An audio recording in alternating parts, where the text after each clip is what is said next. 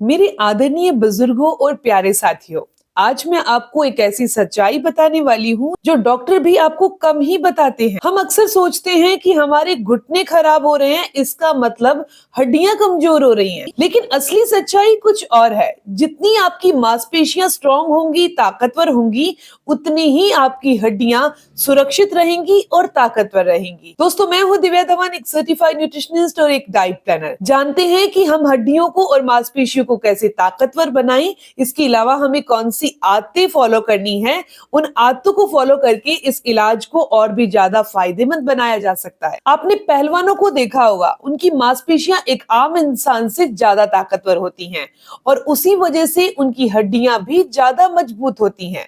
अब जरा सोचिए, जब उम्र बढ़ती है, मसल कमजोर होने लगते हैं, तो हड्डियों पर अकेला बोझ पड़ने लगता है और उसका सीधा असर पड़ता है घुटने में दर्द, कमर में दर्द, टखनों में दर्द, और ये दर्द अकड़न और सूजन में बदल जाता है। लेकिन अच्छी खबर ये है, इसे सुधारा जा सकता है। बस सही इलाज जानना जरूरी है, उसे करना जरूरी है। इलाज से पहले 2 मिनट में हम ये समझ लेते हैं कि आखिर ये समस्याएं आती क्यों हैं। जैसे ही हमारी उम्र 40 के बाद हमारे शरीर में एक प्रक्रिया शुरू होती है जिसे साइंस में सार्कोपीनिया कहते हैं। आम भाषा की बात करें तो जैसे पुरानी रस्सी पतली और कमजोर हो जाती है, वैसे ही हमारी मांसपेशियां उम्र के साथ धीरे धीरे कमजोर और गलने लगती हैं।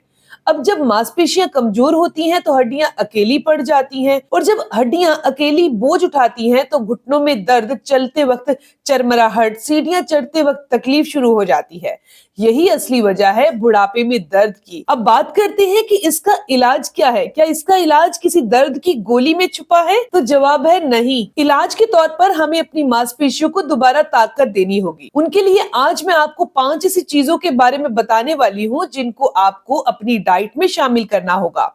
ये पांचों की पांचों चीजें न केवल आपकी मांसपेशियों को मजबूत करेंगी, बल्कि आपकी हड्डियों को भी अंदर से ताकतवर बना देंगी। तो सबसे पहली चीज की बात करते हैं, तो वो है चने के सत्तू। 60 की उम्र के बाद शरीर की सबसे बड़ी समस्या होती है मांसपेशियों का गलना। जब मांसपेशियां कमजोर होती हैं, तो पूरा वजन सीधा घुटनों और कमर की हड्डियों पर आ जाता है। चने का सत्तू में जो प्लांट बेस्ड प्रोटीन होता है, वो धीरे धीरे पचता है और दिन भर मांसपेशियों को पकड़ देता है। इसमें मौजूद मैग्नीशियम मसल की ऐंठन और खिंचाव को कम करता है। इसमें मौजूद आयरन थकावट और सुस्ती को दूर करता है। इसीलिए सत्तू पीने से चलते समय पैर कांपते नहीं हैं और घुटनों पर दबाव नहीं पड़ता।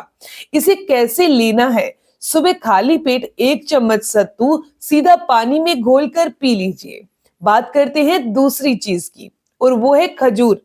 जैसे जैसे उम्र बढ़ती है, मांसपेशियों में तुरंत एनर्जी देने की क्षमता कम हो जाती है, इसीलिए थोड़ा चलने पर पैर भारी होने लगते हैं।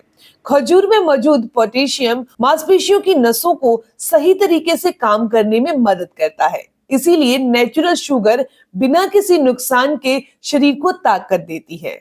इसीलिए खजूर खाने से सुबह उठते ही जो जकड़न होती है, वो कम होने लगती है और चाल सुधरने लगती है। तो खजूर को कैसे खाना है? रोजाना सिर्फ 1 से 2 खजूर खाना काफी है। बात करते हैं तीसरी चीज की, वो है अलसी। घुटनों का दर्द अक्सर हड्डियों से ज्यादा सूजन की वजह से होता है। अलसी में पाया जाने वाला ओमेगा 3 फैटी एसिड शरीर की अंदरूनी सूजन को धीरे धीरे कम करता है। जब सूजन कम होती है तो चलने में दर्द घटता है, घुटनों की आवाज कम होती है, अकड़न ढीली पड़ती है। अलसी का जो फाइबर है, वो पेट की सफाई करता है, जिससे कैल्शियम सही से शरीर में काम करता है। इसे कैसे लेना है? तो बहुत आसान है। आप अलसी को भून कर उसका पाउडर बनाकर 5 से 7 दिन के लिए स्टोर करके रख लीजिए, और रोजाना 1 चम्मच की मात्रा में आपने उसका सेवन करना है। आप चाहें तो सीधा अलसी का पाउडर खाकर ऊपर से गुनगुना पानी पी सकते हैं, नहीं तो आप इसे दही या छाछ में मिक्स करके भी पी सकते हैं। चौथी चीज बहुत आम है, और वो है मखाना। बुजुर्गों का शरीर भारी चीजें सहन नहीं कर पाता, पचा नहीं पाता। मखाना हल्का होता है, लेकिन इसमें कैल्शियम और प्रोटीन दोनों होते हैं। कैल्शियम हड्डियों को सहारा देता है और प्रोटीन मांसपेशियों को टूटने से बचाता है। मखाने में मौजूद एंटीऑक्सीडेंट उम्र के असर को धीमा करते हैं। इसीलिए मखाने खाने वाले लोग देर तक खुद चलते फिरते रहते हैं। कितना लेना है और कैसे लेना है? आपको इसे शाम के समय लेना है। एक मुट्ठी के करीब आप बड़े आराम से ले सकते हैं। आप चाहें तो इसे दूध में उबाल कर भी ले सकते हैं। पांचवी चीज है अखरोट। कई लोगों को लगता है घुटनों का दर्द हड्डियों की वजह से है, लेकिन असल में नसों की कमजोरी भी बड़ा कारण है।